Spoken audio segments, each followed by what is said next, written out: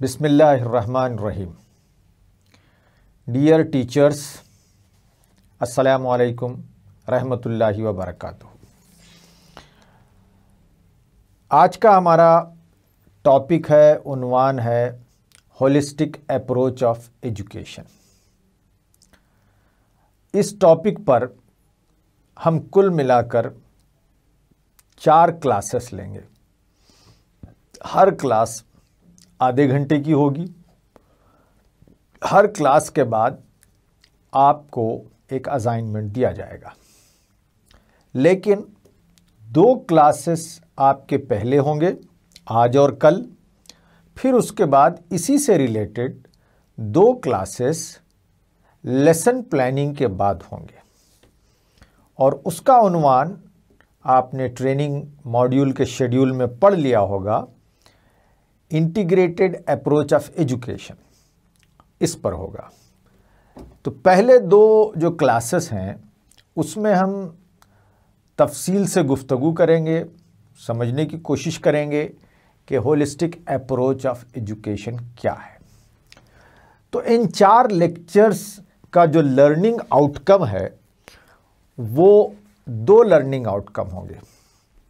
एक, आप सीखेंगे, you will be understanding the meaning of holistic approach of education. Holistic approach of education किसे कहते हैं, ये आप इन 4 लेक्चर्स 4 क्लासेस के बाद समझ जाएंगे। तो ये हमारा पहला लर्निंग ऑब्जेक्टिव है। अगर आपने इसको नहीं समझा तो इसका मतलब ये है कि आपने 4 क्लासेस से वो हासिल नहीं किया जो हासिल करना चाहिए, यानी इसका मकसद। दूसरा जो लर्निंग ऑब्जेक्टिव है वो ये कि हमने जब समझ लिया कि होलिस्टिक अप्रोच ऑफ एजुकेशन क्या होता है, होलिस्टिक एजुकेशन क्या होती है, तो उसको कैसे हम प्रैक्टिस करें, एज ए टीचर हम उसको कैसे इम्प्लीमेंट करें, ये हमारा दूसरा लर्निंग ऑब्जेक्टिव है। ये तमाम टीचर्स को सीखना चाहिए। अगर वो सीखते हैं तो फिर ये 4 हमारे लेक्चर्स, जो 2 अब होंगे आज और कल, और 2 बाद में होंगे, तो इनका मकसद गोया हासिल हुआ और आपने इससे ये ऑब्जेक्टिव हासिल किया। तो आइए इस को पेशे नज़र रखते हुए, इन लर्निंग ऑब्जेक्टिव को सामने रखते हुए हम आगे बढ़ते हैं। पहली चीज़ हम इसमें होलिस्टिक अप्रोच ऑफ एजुकेशन या होलिस्टिक एजुकेशन को डिफ़ाइन करेंगे, समझेंगे। लेकिन उससे पहले एक छोटी सी बात कि ये हम आज क्यों डिस्कस कर रहे हैं। अभी तक होलिस्टिक एजुकेशन को ज़्यादा ज़ेरे बहस नहीं लाया गया है, इस पर गुफ्तगू नहीं हुई है, और इधर चंद महीनों से बल्कि चंद बरसों से इस पर गुफ्तगू हो रही है, और अब इस पर ज़्यादा गुफ्तगू हो रही है।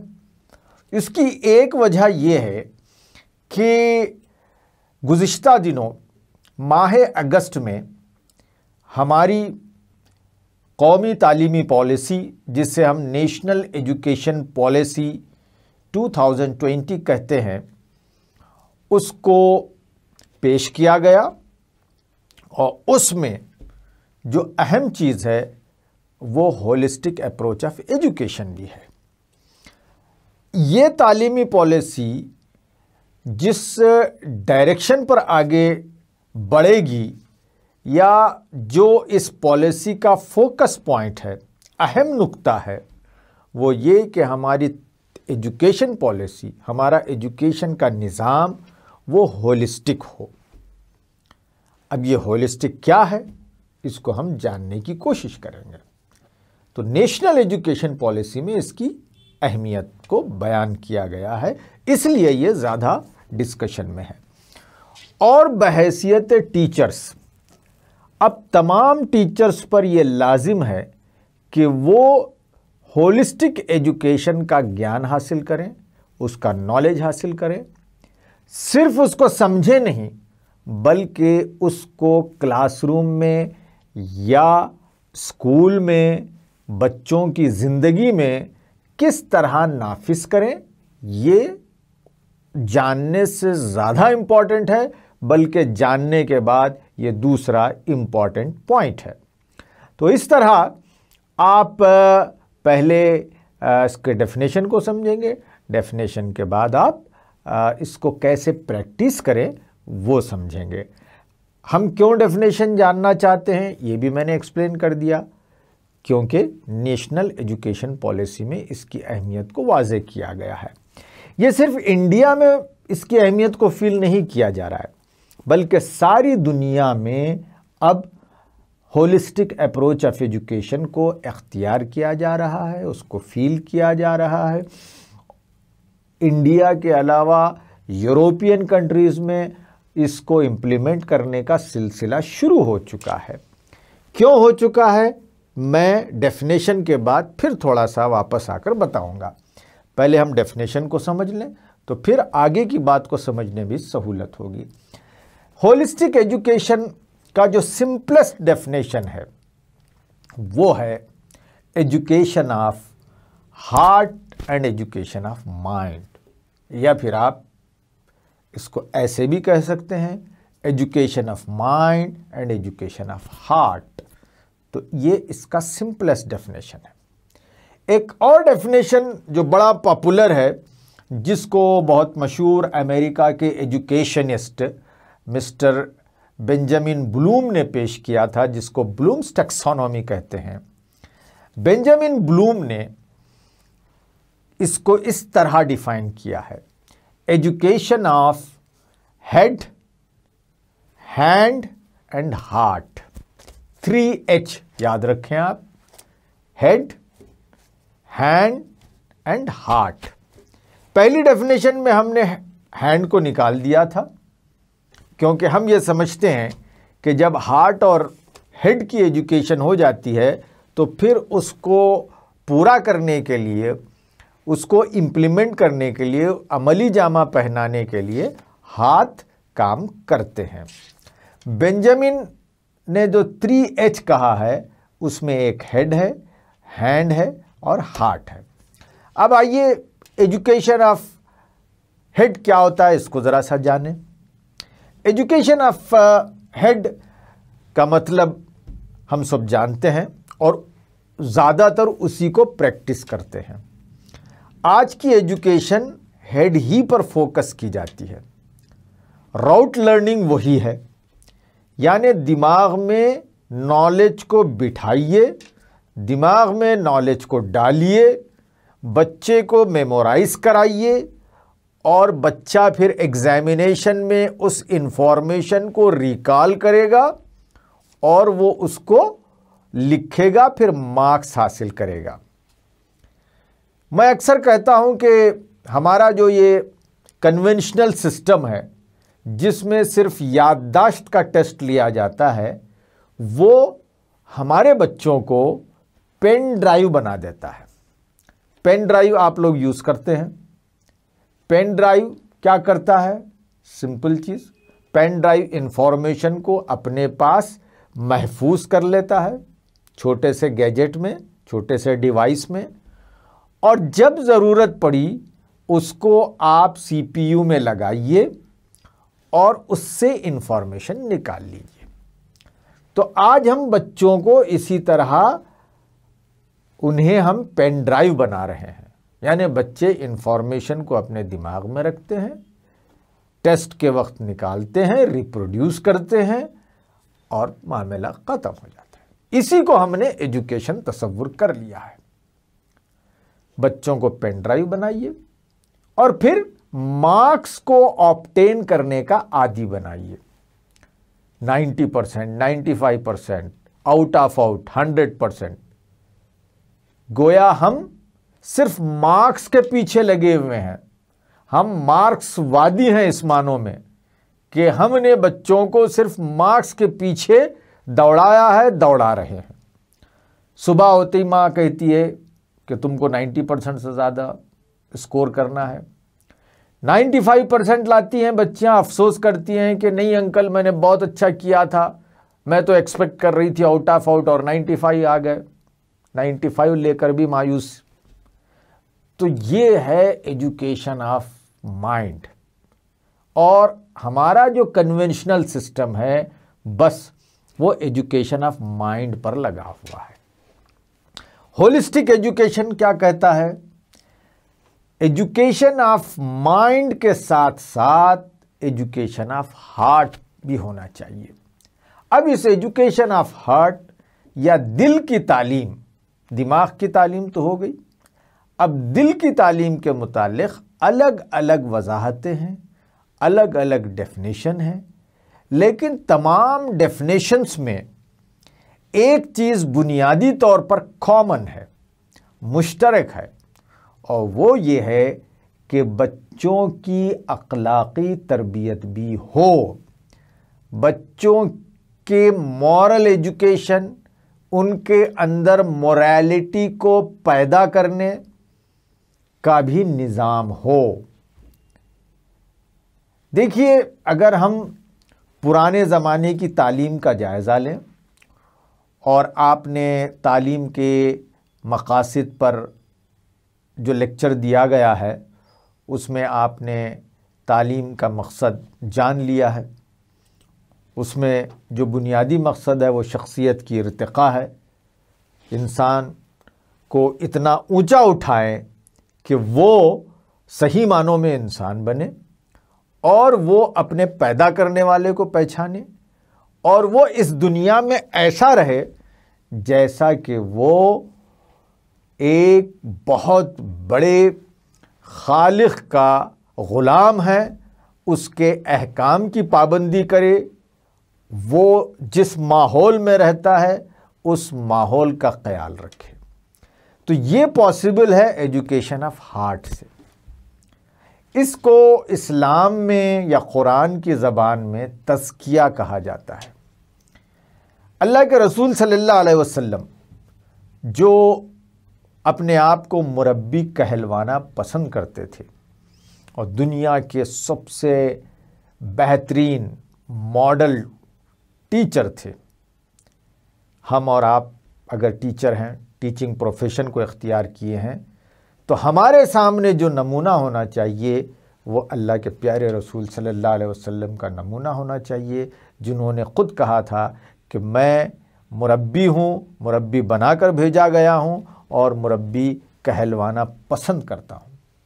तो अल्लाह ताला जो हुजूर सल्लल्लाहु अलैहि वसल्लम का टीचर था, वो अल्लाह जो रसूल को हिदायत देता, समझाता, वो क्या कहते हैं तालीम के बारे में? अल्लाह ताला कहता है यतलू अलैहिम आयातिही व युज़क्कीहिम व युअल्लिमुहुमुल किताब वल हिकमा।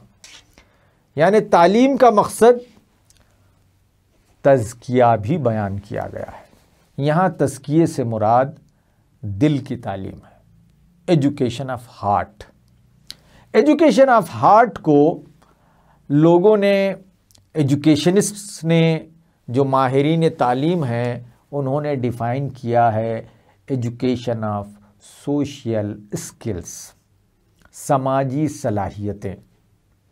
सोशल स्किल्स में ढेर सारी सलाहियतें आ गई और जो हम जिन्हें नेचुरलिस्ट कहते हैं, जो नेचुरल लॉ पर बिलीव करते हैं, उनका ये कहना है कि ये जो सोशल स्किल्स होती हैं वो गॉड की तरफ से आती हैं, वो खुदा की तरफ से इंसान में वदियत कराई जाती हैं, ये ट्रांसेंडेंट होती हैं, ये आफाकी निज़ाम के तहत इंसान के इंस्टिंक्ट में वदियत कर दी जाती हैं।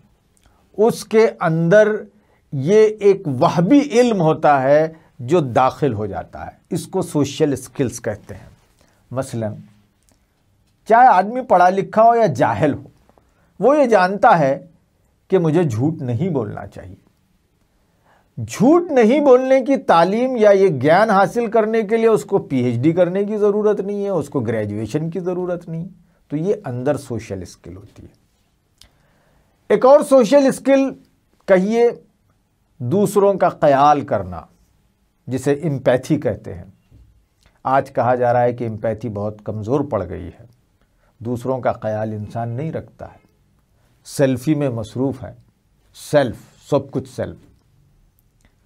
तो ये एम्पैथी, लोगों का दुख दर्द समझना, एक सोशल स्किल है। फिर इसी तरह सोशल स्किल्स में केयर करना है, केयरिंग, लव एंड केयर जिसे कहा जाता है, लोगों का ख्याल रखना। मोहब्बत करना एक अलग चीज़ है, ख्याल रखना, उन्हें केयर करना, वो एक अलग चीज़ है। तो केयर एक सोशल स्किल हुई। एंगर को कंट्रोल करना, ये भी सोशल स्किल है। और सोशल स्किल है कि आपके अतराफ जो नेचुरल रिसोर्सेस हैं, इन्वायरमेंट का ख्याल रखना, माहौल का ख्याल रखना, ये भी सोशल स्किल में दाखिल है। यानी कि आप पानी को ज़ाया ना करें, इलेक्ट्रिसिटी को ज़ाया ना करें, प्लास्टिक बैग्स का इस्तेमाल ना करें, गंदगी को इधर उधर ना फेंकें, छींके तो हाथ लगाकर छींके। तो ये सारे जो स्किल्स हैं, उसूल हैं और सिफात हैं, इनका ताल्लुक़ भी सोशल स्किल्स से है। और इन्हें इंसानों के अंदर आज डेवलप करना बहुत ज़रूरी हो गया है, और इसे कहेंगे एजुकेशन ऑफ हार्ट। अब आप बोलेंगे कि ये क्या ख़ास बात है, और ऐसा हमारा तसव्वुर भी है। अक्सर लोग ये तसव्वुर रखते हैं कि सोशल स्किल्स, जैसा कि मैंने अभी कहा, ये नेचुरली इंसान के अंदर पाए जाते हैं, अल्लाह ताला इंसानों के अंदर डाल दिया है, और जैसे जैसे उम्र होती है और जिस समाज में वो ज़िंदगी गुजार रहा है, समाज उसे वो सोशल स्किल सिखा देता है। ये बात किसी हद तक बिल्कुल सही है, लेकिन हम देखते हैं कि इन्हीं स्किल्स को सिखाने के लिए अल्लाह ताला ने रसूलों का निज़ाम जारी किया। रसूल आए। दरअसल रसूल जो कैरेक्टर सिखाते थे, जो उसूल बयान करते थे, वो सोशल स्किल्स ही थे। शरीयत दरअसल कंपेडियम है, मजमुआ है बेहतरीन सोशल स्किल्स का। ये एक नेचुरल लॉ का पूरा सिस्टम होता है शरीयत। तो गोया इंसान को इंसान बनाने के लिए आपको एजुकेशन ऑफ हार्ट देना ज़रूरी है। दो मशहूर साइकोलॉजिस्ट हैं, एक का नाम है टिमोथी, दूसरे का नाम बटलर। ये दोनों दुनिया की मशहूर यूनिवर्सिटी, हार्वर्ड यूनिवर्सिटी के बिजनेस स्कूल में प्रोफेसर हैं। इन्होंने तकरीबन 10 सालों तक कंसल्टेंसी दी, लोगों के नफ्सियाती अमराज का इलाज किया, और बड़े टॉप के जो एग्जीक्यूटिव्स थे मल्टीनेशनल कंपनीज के, उनके वाइस प्रेसिडेंट, एग्जीक्यूटिव्स, मैनेजर्स की वो ट्रेनिंग देते थे, और अक्सर उन लोगों का इलाज करते थे जो अपने पोस्ट पर तालीम हासिल करने के बावजूद, ऊंची ऊंची डिग्रियां हासिल करने के बावजूद वो फेल हो जाते थे, नाकाम एग्जीक्यूटिव्स और मैनेजर्स साबित होते थे। तो उन्होंने ऐसे लोगों का इलाज करके एक किताब लिखी है, और उस किताब का नाम है 12 bad habits which keep good people back. 12 ऐसे सिफात जो अच्छे लोगों को, यानी तालीम याफ्ता लोगों को नाकाम बना देते हैं। और वो 12 के 12 सिफात वो हैं जिन्हें हम सोशल स्किल्स कहते हैं। यानी दूसरों का दुख दर्द का ख्याल नहीं रखते थे, यानी कि उन्हें बोलने का, गुफ्तगू का अंदाज नहीं आता था, उन्हें गुफ्तगू का ढंग नहीं आता था, उन्हें लोगों से पेश आने का ढंग नहीं आता था, उनके अंदर अपने एम्प्लॉइज़ और सबॉर्डिनेट्स के दुख दर्द को समझने का ज़हन और वो दिल नहीं था। इस तरह 12 कैरेक्टरिस्टिक उन दोनों ने गिनवाए हैं जिनका ताल्लुक सोशल स्किल से है। और वो कंक्लूड करते हैं, बेस्ट सेलर बुक है, वो कंक्लूड ये करते हैं कि सिर्फ आप टॉप की MBA डिग्री हासिल करने से कामयाब नहीं होते। आप FRCS बनने से, डिग्री हासिल करने से अच्छे डॉक्टर नहीं बन सकते। आप PhD करने से अच्छे सोशल साइंटिस्ट नहीं बन सकते, अनलेस एंड अनटिल आपके पास सोशल स्किल्स ना हो। अगर आपके पास सोशल स्किल्स हैं तो आप एक कामयाब इंसान बन सकते हैं। इसीलिए न्यू एजुकेशन पॉलिसी ने बहुत ज़्यादा एम्फेसिस किया है कि हम बच्चों को सोशल स्किल सिखाएंगे, इसलिए कि education is not for living. आज एजुकेशन सिर्फ लिविंग के लिए समझा जाता है, यानी कुछ पैसे कमा लीजिए और फिर आप उससे ज़िंदगी गुजारिए। नहीं, education is for life. Life is different from living. Living तो हैवान भी करता है, जिंदा तो हैवान भी करता है, लेकिन अगर आप इंसान हैं तो आपको ज़िंदगी गुजारना है। और वो ज़िंदगी कैसे गुजारते हैं आप? एक समाजी, आप गोया एक यूनिट हैं, एक समाज में आप रहते हैं और वो समाज में आपके ज़रिए अगर खैर फूटता है, अगर आप बेनिफिशियल हैं सारे लोगों के लिए, तो ये आप कामयाब इंसान हैं और ये एजुकेशन है। हमारी नई तालीमी पॉलिसी में जो बहुत ही बुनियादी चीज़ है वो है सस्टेनेबल ग्रोथ। यानी सस्टेनेबल ग्रोथ का मतलब क्या है कि हमारे अतराफ जो ग्रोथ हो रही है, तरक्की हो रही है, तरक्की ऐसी हो कि आने वाली नस्लों के लिए भी आप नेचुरल रिसोर्सेज बरकरार रखें। तो इस सस्टेनेबल डेवलपमेंट ग्रोथ के लिए ये पॉलिसी है और ये सस्टेनेबल डेवलपमेंट ग्रोथ के लिए एक अच्छे दिल की ज़रूरत होती है। अगर दिल सही नहीं है तो वो ये चाहेगा कि सारी चीज़ मुझे ही मिल जाए, पानी मैं ख़त्म कर दूं, पानी मैं वेस्ट करता जाऊं।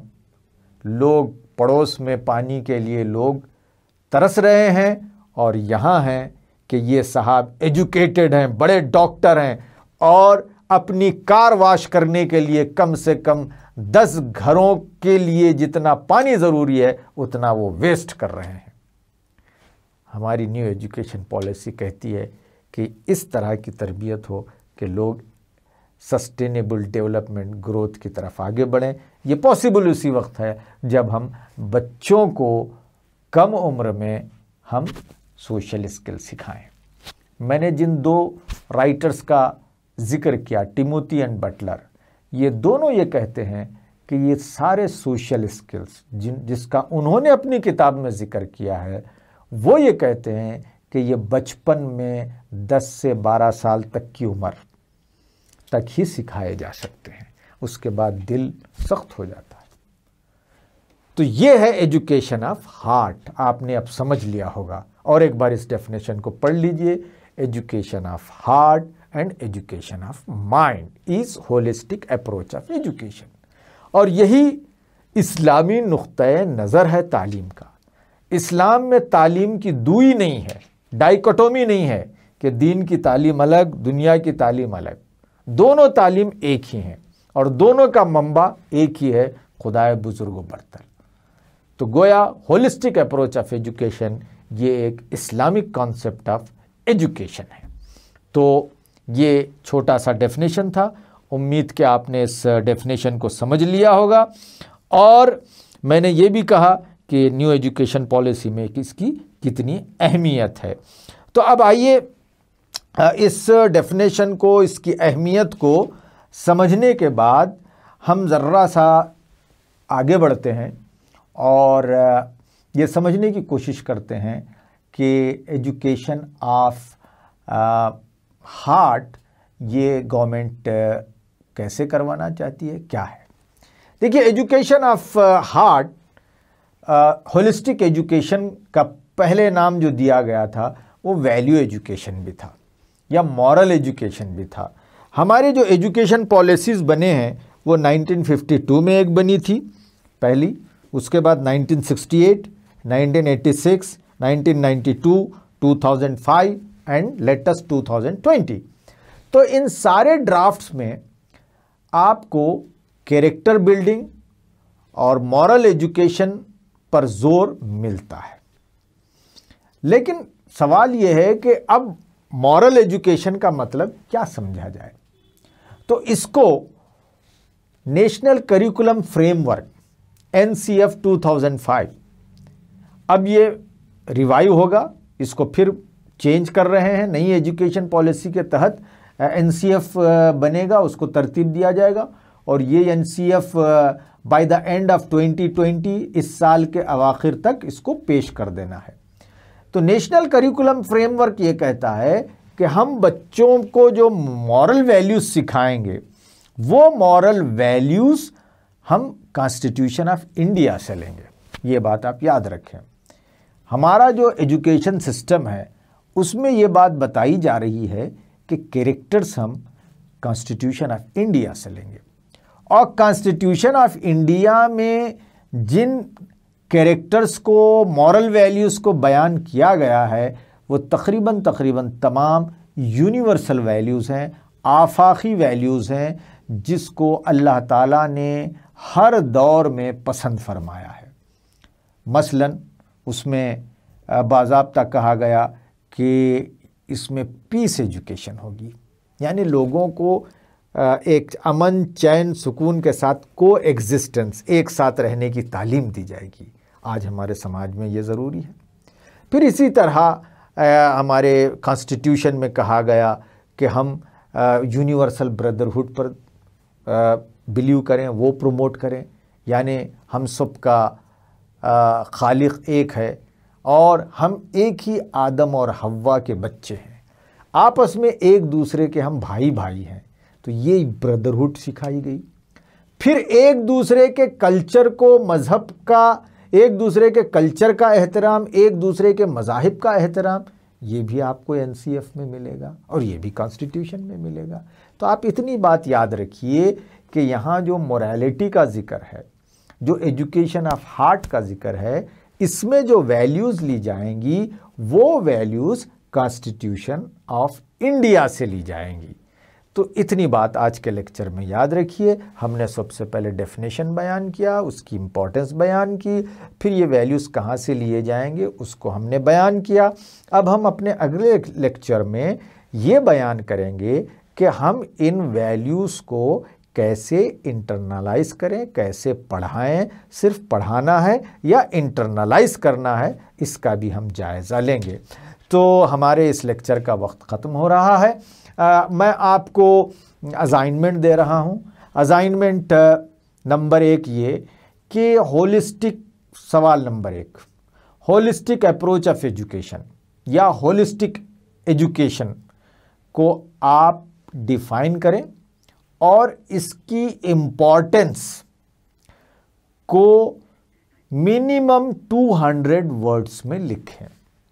So the question number 1 is define holistic education and explain why it is necessary। holistic education की तारीफ बयान करें और ये क्यों ज़रूरी है इसकी भी वजाहत चंद जुमलों में करें। Question number 1। Question number 2, Hindustan का education system, Indian education system moral values को कहां से लेने की बात कहता है। Where from we would be drawing moral values for holistic education. This is second very simple question. Third question, आप एज अप्रोप्रिएट कोई 10 वैल्यूज को लिखकर भेजें। अगर आप प्री स्कूल की टीचर हैं तो आप 10 ऐसे अखलाक बताएं जो बच्चों में हमको पैदा करना है। अगर आप प्राइमरी टीचर हैं तो आप ऐसे बताएं कि प्राइमरी के बच्चों में किन अखलाक को पैदा करना ज़रूरी है। एज अप्रोप्रिएट होना चाहिए। ऐसा नहीं कि आप जनरल अखलाक लिखें, मसलन बीवी के हुकूक, ये तो ज़ाहिरी बात है, बड़ों की बात होगी। इस तरह ना लिखें कि शोहर के क्या हुकूक हैं। इस तरह ना लिखें कि आप एक मुल्क के सरबराह के क्या हुकूक़ हैं उसको हम पढ़ाएंगे, या फिर हम ऐसे उसूल और ज़वाबित ना बताएं जो हमें बहुत ज़्यादा ये करते हैं, बड़े लोगों के लिए होता है। तो एज अप्रोप्रिएट आप 10 ट्रेड्स लिखें, 10 आप सिफ़ात लिख कर भेजें। ये 3 असाइनमेंट हैं। तो यहाँ हम इसको इख्तिताम बख्शते हैं। इंशाअल्लाह फिर मुलाकात होगी इस होलिस्टिक अप्रोच ऑफ एजुकेशन के 2nd एपिसोड के साथ। बहुत बहुत शुक्रिया। अल्लाह ताला हम तमाम को होलिस्टिक एजुकेशन को इख्तियार करने की तौफ़ीक़ अता फ़रमाए। शुक्रिया, जज़ाकल्लाह।